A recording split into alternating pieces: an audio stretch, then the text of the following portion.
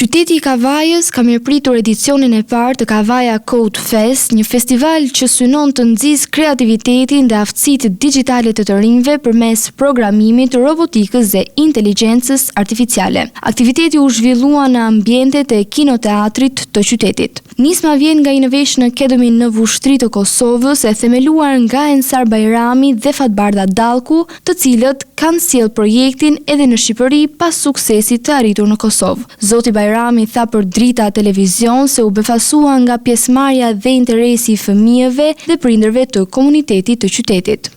Unë gjithmonë e them që fëmijët nga Shqipëria, nga Kosova, jo vetëm që janë të barabartë me bashkëmoshatarët e tyre kudo në botë, por nganjëherë janë edhe më të mirë. Krejt çfarë duhet është njerëz prindër, edhe një vend ku ata shprehin kreativitetin edhe talentin e tyre dhe njerëz të cilët i mbështesin. Pra këtu kemi projekte të ndryshme duke filluar nga kodimi, nga robotika, nga inteligjenca artificiale që është domethënë në kulmin e zhvillimit e gjithçka nga teknologjia dhe inovacioni. Kështu që i ftoj të gjithë qytetarët e Kavajës që të vinë dhe ta vizitojnë këtë festival dhe t'i përkrahin këta fëmijë të mrekullueshëm. Ndërsa zonja Fatbarda Dallku vlerësoi punën e mësuesve, të cilat sipas saj dhanë një kontribut të madh në këtë projekt.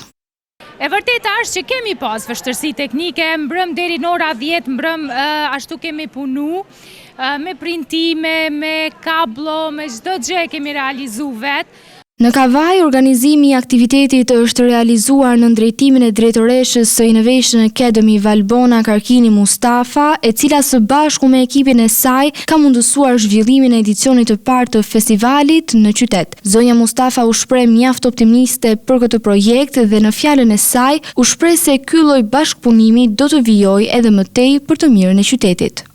Fillimi është gjysha e punës, thot një fjalë urtë popullore.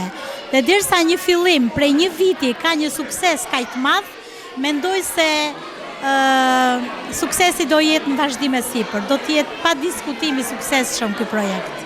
Në këtë edicion mori pjesë edhe nënkryetari i Bashkisë së Kavajës, zoti Genci Gjylsheni, i cili vlerësoi nismën si një hap të rëndësishëm për edukimin teknologjik dhe përfshirjen e të rinjve në inovacion.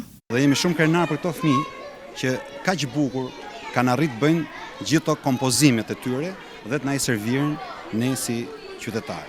Është risi e veçantë dhe do ta mbështesim maksimalisht Bashkia e Kavajës me sa mundet, do të mbështesim këto lloj aktivitete që i përkasin, pra domethënë dhe i shërbejnë këtij qyteti që gjithkohon kërkon gjëra të reja. Në festival morën pjesë 80 nxënës me 33 projekte të zhvilluara gjatë vitit akademik në fusha si kodimi, robotika dhe inteligjenca artificiale. Fituesit do të përziten përmes një formule të kombinuar mes jurisë profesionale dhe votës së publikut, ndërsa aktiviteti do të kulmojë me mbrëmje gala ku do të ndahen çmime dhe mundësi për përfaqësim në festivalin në Vushtritë të Kosovës. Organizatorët e konsiderojnë këtë aktivitet si një hap të rëndësishëm drejt promovimit të arsimit teknologjik dhe krijimit të mundësive të reja për të rinjt, duke synuar që Kavaja të kthehet në një pikë të qëndrueshme të inovacionit digital në rajon.